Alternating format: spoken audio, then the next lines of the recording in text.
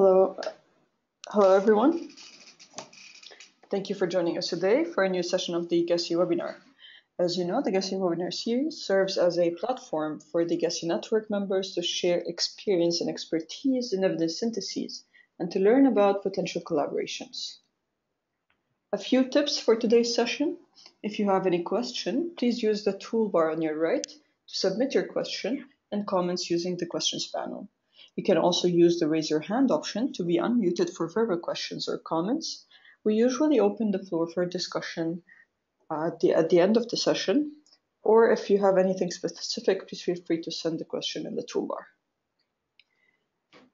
The GESI webinar series on qualitative evidence syntheses has already completed 3 sessions. The first one was on undertaking a qualitative evidence synthesis to support decision-making in a Cochrane context. The second one on formulating a QES research question. The third on analyzing qualitative evidence synthesis data. And today's session is on drafting findings in a qualitative evidence synthesis data. So today's session is with Mr. Arrie Odendaal. Thank you, Arrie, for joining us today. A brief introduction on Arrie. So Arrie is a senior scientist at the Health Systems Research Unit of the South African Medical Research Council. He has a keen interest in and sound experience in conducting qualitative research and is currently leading a qualitative evidence synthesis on health workers' perceptions and experiences of using mHealth technologies to deliver primary healthcare services. Arrie, thank you for joining us today.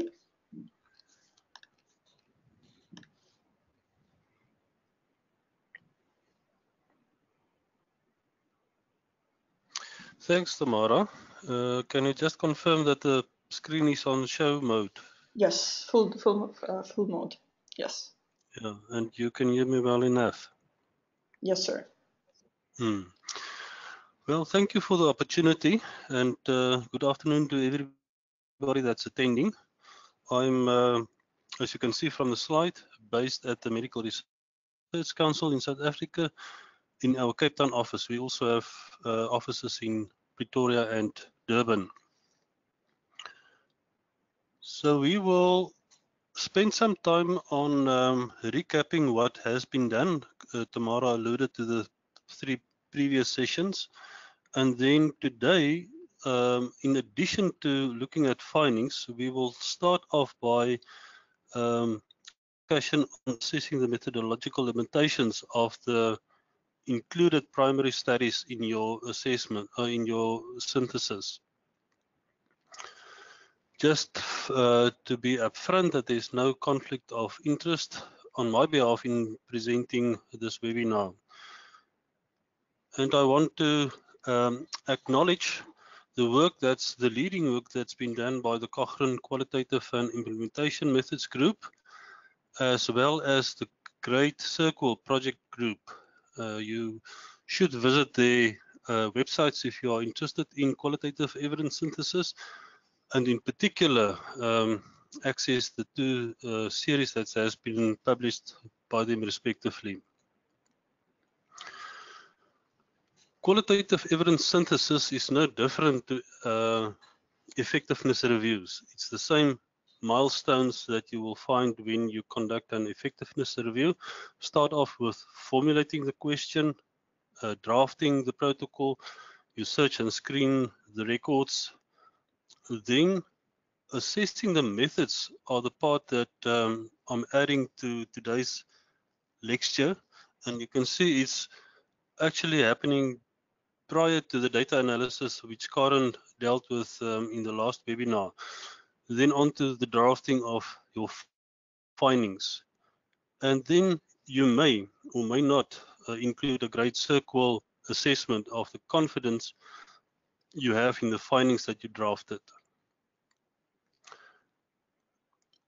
Tamara already took you through the previous sessions.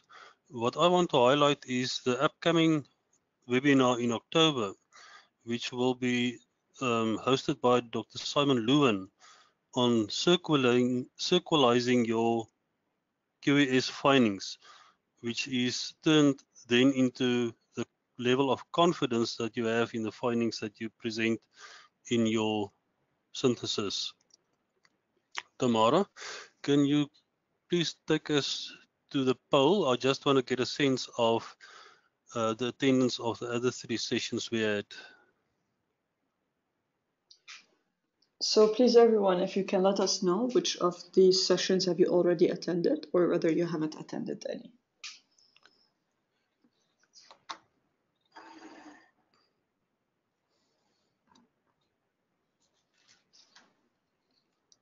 Okay, thank you for giving us your answers.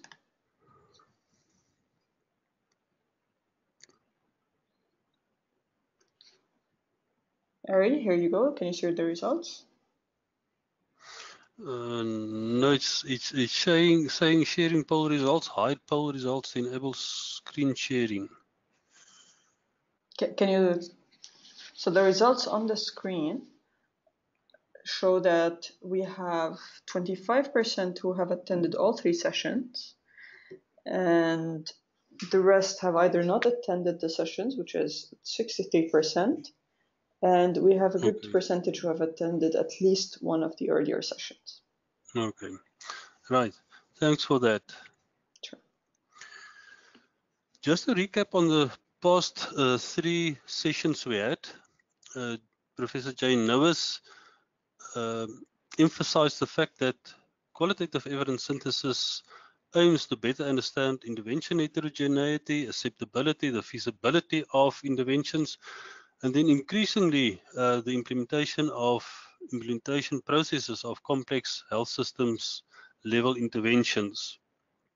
Dr. Natalie Leon reminded us that when you formulate your QES question, consult early, often and widely to sharpen your understanding of the purpose of the review, its possible audiences, and its potential impact. And then the last session we had from Dr. Daniels on data analysis, she took us through the 3 ways of analyzing your data, being thematic synthesis, framework synthesis, and then the best fit framework. Now on to assessing your primary studies, the methodological limitations of your primary studies that is to be used to inform your findings. Just a recap, so this will happen ideally after you have your list of included studies, meaning that you have already searched and screened all titles, abstracts, and also the full texts. Some principles around assessing the methodological limitations include the fact that ideally policy and practice decisions should be based on the best available evidence, and therefore it just makes sense to assess the methodological, that's to say the design and conduct, strengths and limitations of the primary studies that will be included in your QES. And by assessing when assessing the limitations and strengths, you are looking for a nice fit or appropriate fit between the research question and the methods that's been used in the study, the rigor of sampling, data collection and analysis, whether the findings are supported by evidence, and also if the findings include deviant voices, which is an important issue in qualitative research. And then it also assesses whether there has been mentioning of reflexivity on behalf of the authors. As you may know, that in qualitative research, the author is part and parcel of the data collection. As a matter of fact, people will say that he is the instrument, and therefore it's necessary for the authors to reflect on their impact and how they shaped the data that has been collected. Then Noahs and colleagues also suggest that it's possible to use the methodological assessment process as a screening criterion for including studies, and they allude to the fact that you can set up a methodological assessment threshold, that studies that do not meet that threshold will be excluded based on methodological limitations. However, they advise against a summative score and rather advocate for a convention where the review authors discuss the studies and the assessment outcomes for each paper and determine how study methodological limitations play out at the level of review findings. So it's not good practice to have a summative score, and the reason being that a score would be an arbitrary threshold that you created that does not have a methodological defensible stance.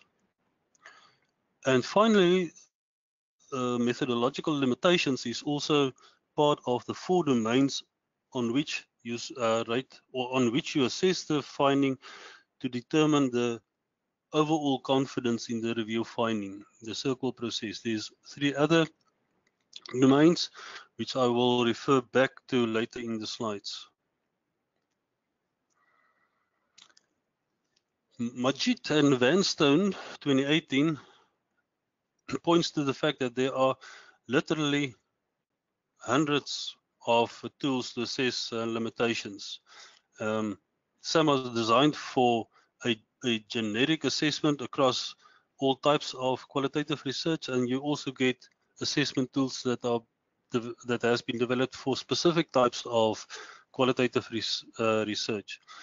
Very commonly used tool as far as Cochrane is concerned is CASP, and I want to show you what their website look.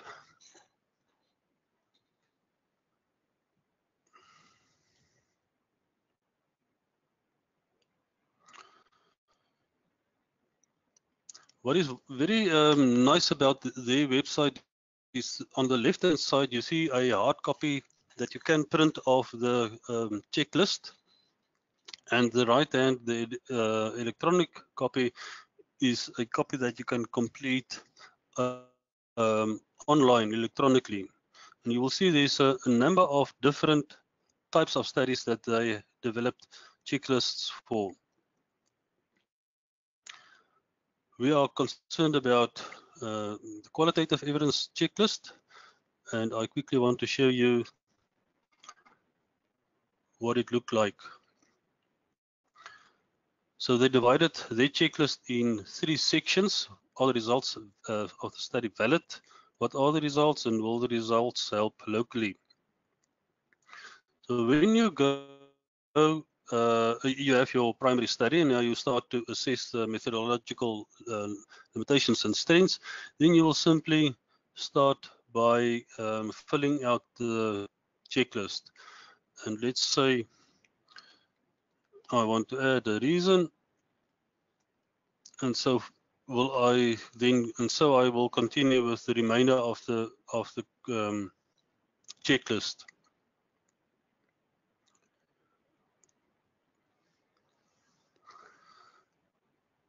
Probably the most important thing from what I've said up till now is the quote from Hannes and his colleagues that is saying, regardless of the tool that you use, there's a need to preserve the transparency of the method through careful documentation of decisions being made.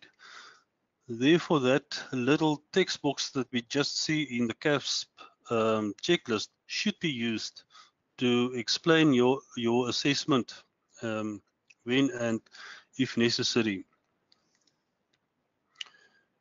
As you have seen in the introductory comments from Tamara, I'm involved in a qualitative evidence synthesis on health workers' perceptions and experiences using mobile health.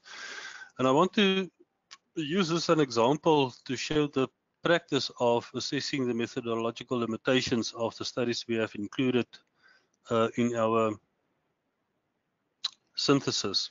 So what we used is a adapted version of CASP that has been used by Amos and colleagues in a 2017 review that they published.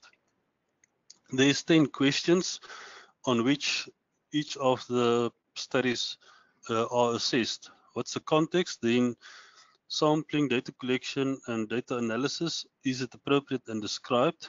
Then the fifth question, were the findings reported, supported by the evidence? Is there any evidence of reflexivity on behalf of the researcher? Ethical considerations, has that been addressed? Study limitations, and also do you have any other concerns? And you will then come to an overall assessment. And there you see the four categories: no or very minor concerns, moderate or serious concerns. What it looked like, we used Excel.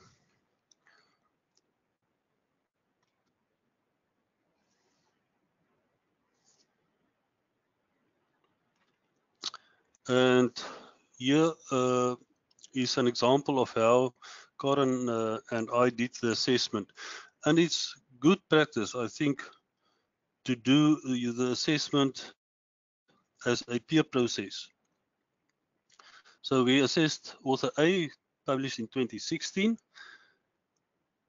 And there we did it independently, and after we completed our assessments, we then sat together. I copied her assessments onto my Excel, and we could compare our assessment on the different questions that we have in this adapted CASP checklist.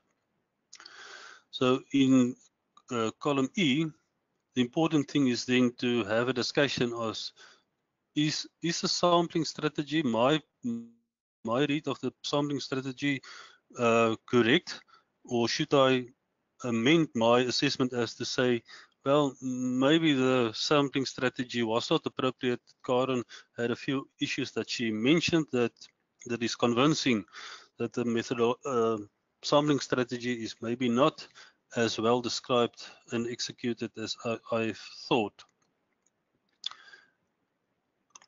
And then we each then have our own overall assessment, and after debating our debating our respective assessments, we then come to a conclusion whether we have no minor concerns or the rest of the three categories.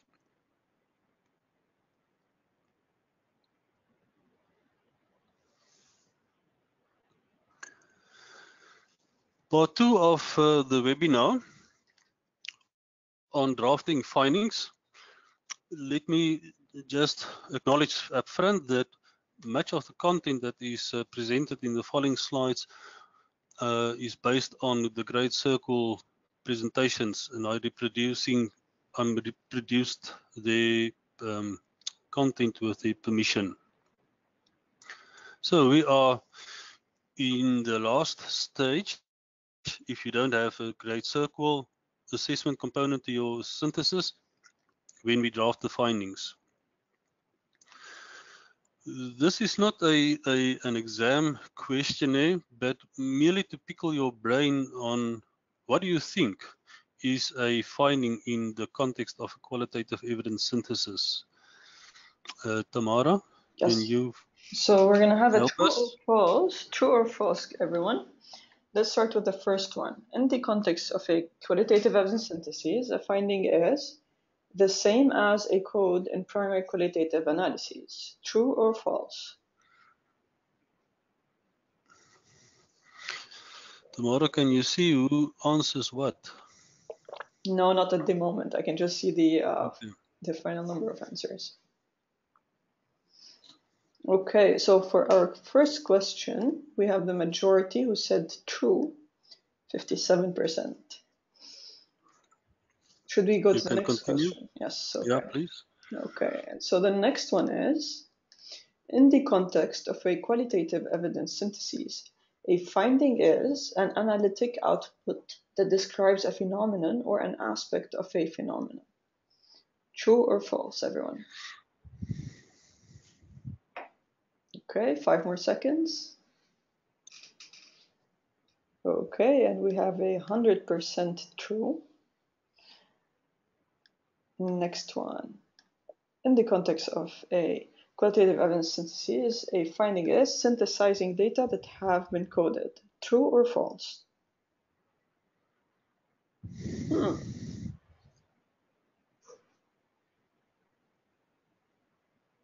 Okay, and closing in 2 seconds. Okay, and we have a 60% true, 40% false. And for the final one, in the context of a qualitative evidence synthesis finding, a finding is can only be interpretive and not descriptive. True or false?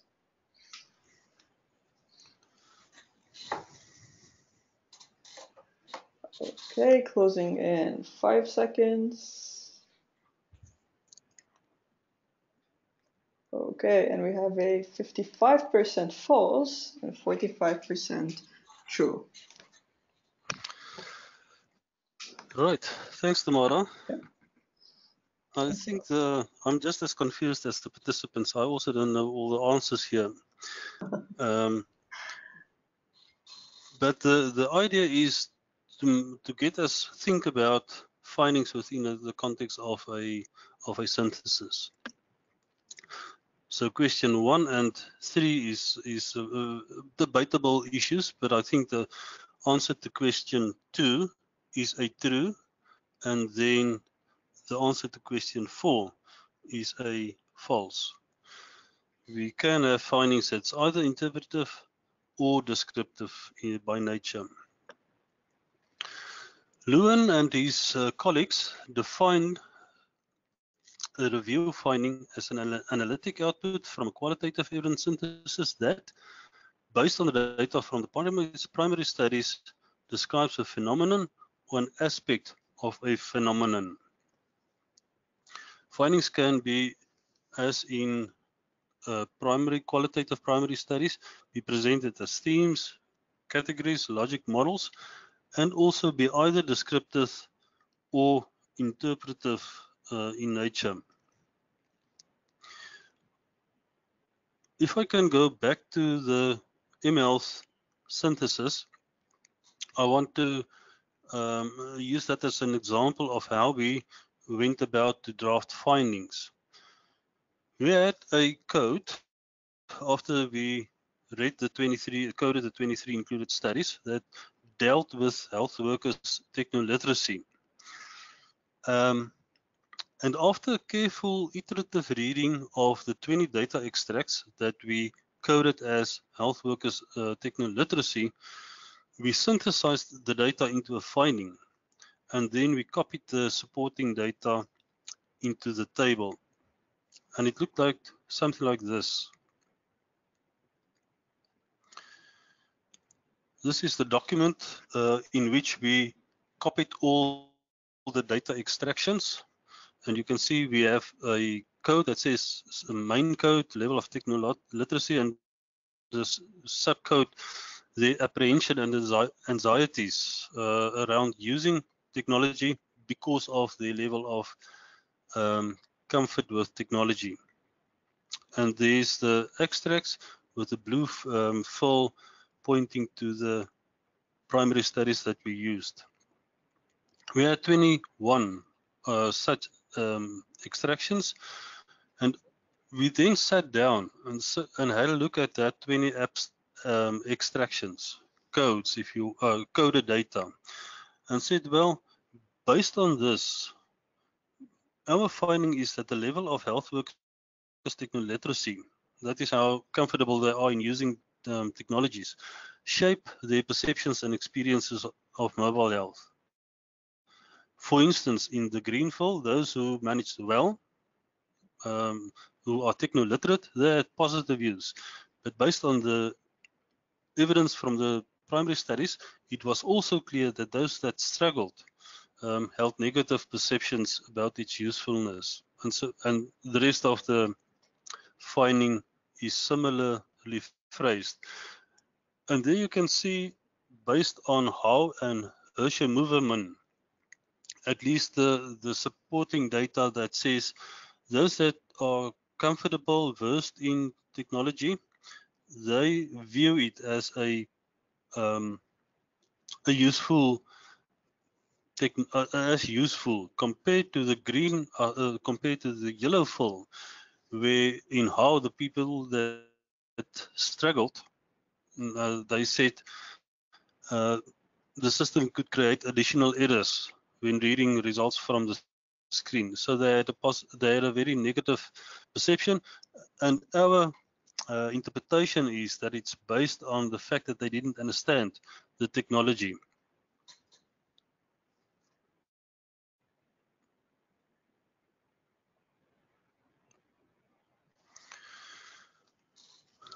Then, when I prepared for this webinar, I had a look at that finding, and I was wondering if we had hit the nail on its head. And I thought maybe we could have rephrased it slightly this way or that way. And the reason why I'm saying that is the last bullet is just a matter. It's just the fact that you will revisit and rephrase the findings many times as you go along, and as you create new findings, you will have may have another spin on the previously phrased findings. So it's an iterative process that you should be prepared for. Your synthesis approach shapes the types of QAS findings that you will draft. And I have already said that it could either be aggregating the coded data, or you can aim with your synthesis to interpret the coded data by developing a conceptual understanding or a theory of the phenomenon that is of interest for that synthesis. Let me try this example to explain the difference between descriptive and interpretive a little bit. This is another finding from our mHealth review, and you can see it's aggregating the data or the data extraction. It was reported across all cadres of health workers using that they use their personal phones and internet access for work purposes. But having to do so was a concern. And there was an instance where some of them reported being negative about using their personal devices, giving the costs to that. But we also found data that health workers felt a moral imperative to assist, and therefore at times they would use their mobile phones. A more interpretive finding of the data could be something like the cost associated with the use of phones made the workers reluctant to use their personal phones, and this caused a tension with a moral obligation to support patients. There may be more elegant ways of interpreting the descriptive finding as the one that you have on the screen, but it goes to show that you have another way of looking at the data that informs the finding. Just to try and illustrate it graphically, the 5 dots on the left represent descriptive findings, and then along a continuum between purely descriptive and purely interpretive, you may have findings that lie between those two extremes. Examples of how findings are written. You see this example from Bahrain 2015 is a very text-heavy finding with the supporting data listed as numericals. And then there's an example from Clinton 2013, which is a very short text for a finding. As I said earlier, a review finding can also be presented as a logic model. The important thing in this slide is not the text, but the arrows, where the authors try to delineate some linkages between the findings that they drafted in their synthesis. This logic model is coming from Glenton et al. 2013, and they said that some of the elements and connections are assumed. So not all of the linkages that they are making in this logic model comes from the QES data. So a logic model is not intended to draw in or indicate in conclusions regarding causality in the findings, but it hypothesizes about causal pathways or show people's views of pathways. And this is nicely put by Baxter, where it said that logic model seeks to uncover the theories of change or logic underpinning pathways from interventions to outcomes. There are three important things to remember about findings. First and foremost is that it should be based on a transparent process. The details the process from coded data to the finding, just in the same way that you will do for a primary study result. A very good example comes from Amos 2017. Every person that picks up this review and reads it will be able to replicate the process at least. They may come to different findings, but the process can be replicated. They said they started off by the lead author choosing an article closely, most closely answer the review objectives. They coded this article using thematic analysis. Thirdly, they created the data extraction sheet based on those codes. And then they coded the next article using this data extraction sheet, made additions and amend the data coding or data extraction sheet, and then they continued with the remainder of the included studies. The second important thing to remember about findings is that you should report it in a consistent structure. You can see from the example from Amos, the text is in bold, the finding 7 and finding 8. In this case, they had done CERQual, so the overall assessment of the confidence they have in the findings are in green fill. And then there's the text of the finding, which include the citing the supporting studies, and the finding could also include quotes. And then thirdly, in a Cochrane qualitative evidence synthesis, findings are found in three places. Firstly, in the findings section, or in the evidence profile, and in the summary of qualitative findings. The example I just showed you of Amos is an example of findings that's presented in the findings section. So it's the most detailed presentation of your findings. You reference the contributing studies. It may include quotes, and in Cochrane, it does include an overall CERQual assessment on that finding. You will also find the findings referenced in the evidence profile in a Cochrane review, qualitative evidence synthesis. There you see the text, finding 7. Parents generally found the amount of vaccination to be inadequate. On the left hand of this text box, you see the 4 domains of the CERQual assessment: methodological limitations, coherence, relevance, and adequacy. And on the right hand, the authors substantiate the assessment. When there's no or very minor concerns, there's no need to put any justification. Is when there's concerns that you start to justify why you downgrade. There's the overall assessment, and then the contributing studies with some detail on some study details for each of the contributing studies.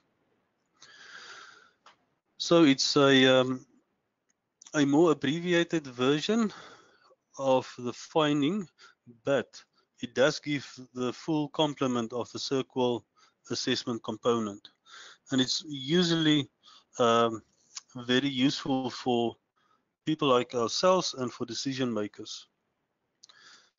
The final place in the review where you will find your findings is in the summary of qualitative findings table. Very similar to the summary of findings table in effectiveness review. There's the text for finding 7, the issue of the amount of information that's inadequate, the overall assessment, which is high confidence, with the contributing studies. And you will see in the finding 8, where they assessed this finding to be that they do have low confidence in the finding, they do have a justification. They say due to minor concerns regarding methodological limitations and moderate concerns about relevance and adequacy. So this is an abbreviated version of the evidence profile and a very useful overview of all the findings in the study. So let me conclude by re-emphasizing: be consistent in the structure when you report your findings, be transparent, detail how and what you did, and be mindful that it's an iterative process. But it's fun too. Karen and myself are sitting at the moment doing some synthesizing of the data, and it's indeed a tiresome but satisfying experience to draft the findings. Jay Noes and colleagues reminds us that the key principle of qualitative data extraction, analysis, and synthesis is that it's not sequential nor linear. So you will move back and forth between data extraction, analysis, and synthesis as you go along. And the important thing is to have regular team meetings, because you will benefit by doing so.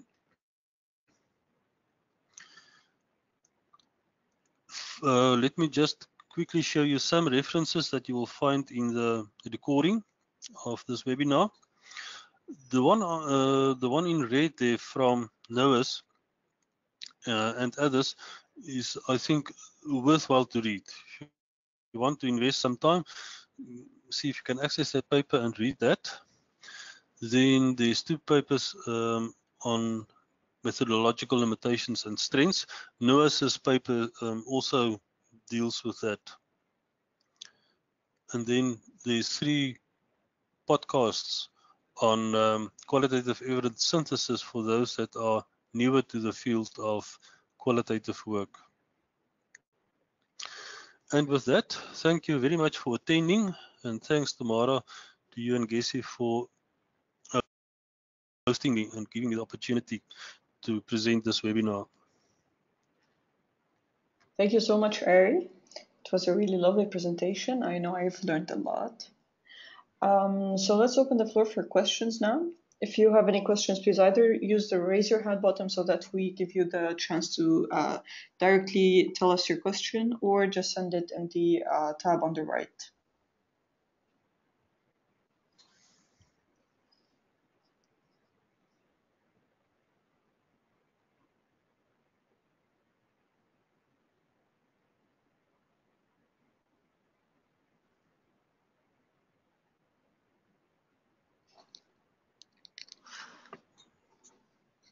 Okay, I mean, it seems like everyone's happy with this presentation. You can even just give us a comment, or if there's any other resources that you would also recommend that our attendees and presenter also check out regarding this topic, you can also please feel free to share with us. Okay, and we have Karen who has a question. Karen, let me unmute. There you go. Hello, Karen. Okay. So the question is actually Hi, Arrie and Tamara. The question is from Lingiwe, so I'll let her ask it. Hi, Lingiwe. Oh, hi. This is Lingiwe. Can you hear me? Yes, very good. Yes, I had a question between the descriptive and the interpretive. So when I was looking at the descriptive, I'd understand it was the longer part, whereas the interpretive actually looked like a summary of the descriptive. Can you just please explain a bit more what's the difference between interpretive and a summary? Karen, you will help with this one, but my understanding is, Lingiwe, that if you look at the example of that I gave, it's very building on the extracted data, that we are saying that some of the workers said this and some of the others said that, but there was also this tension. While the interpretive version of that data is a bit lumping the issues that's being teased out in the descriptive, more aggregative finding. Karen, maybe you can add a better example. So I think the difference is at a descriptive level, you're going very basic. At an interpretive level, you're adding another part. So at a descriptive level, you might just say very much what we talk about, manifest data. So you're just saying workers find, pardon me? Yeah, what you see in the data. Yeah, so it's very basic. It's like in 5 studies, health workers reported that they had a problem with X, Y, and Z. In other studies, health workers seem to be satisfied. Whereas at an interpretive level, you try and understand what's the meaning of this very basic description and give it a new meaning. So the new meaning might be that being new to mobile phones was cause for anxiety for health workers.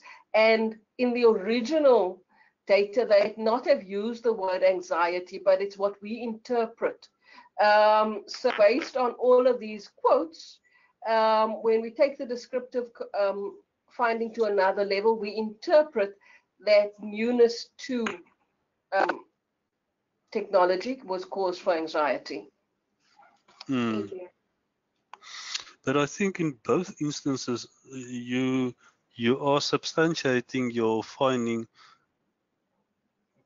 by referring to the data. So your interpretation should be of such nature that you can defend it. That although they didn't use the word anxiety, that you are justified in using that when you interpret the data.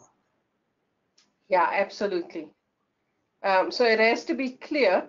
However, another person reading those same 5 quotes and giving the same description might have a different interpretation. But I agree with Arrie. That is why you keep your original data and your data extracts, so that people, whoever the reader is, that they can make their own assessment as to whether they agree with that interpretation or not.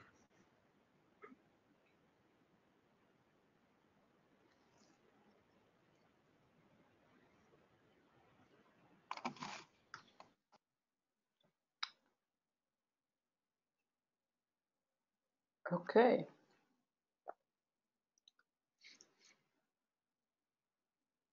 So do we have any other questions?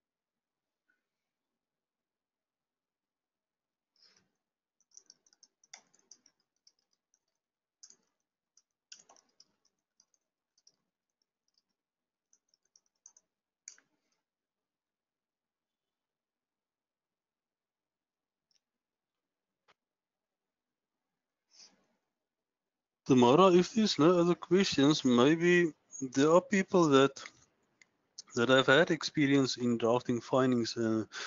If they would want to share any of that, or if they have done primary qualitative data analysis and make a comment whether they see a link between the primary studies and what's happening in a evidence synthesis. Yes, definitely. So anyone would like to share their experience?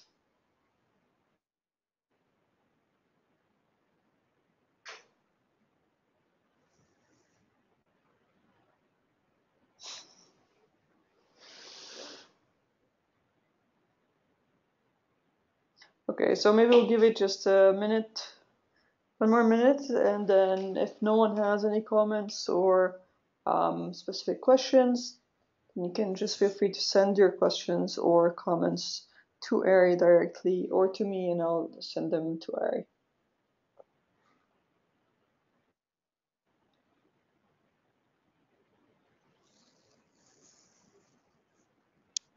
Yeah, I would be keen to hear from people. They do have my email address around their experiences of drafting findings. Okay, great. So I think that's it for today, Arrie. Yeah, I'm happy. Thank you, Tamara, and thanks for everybody that attended. Thank you, Arrie. Thank you, everyone, for attending. And we have a comment from Natalie saying that she liked the practical examples. Thanks, Natalie. Thank you, everyone. Right. Okay. Bye. Bye.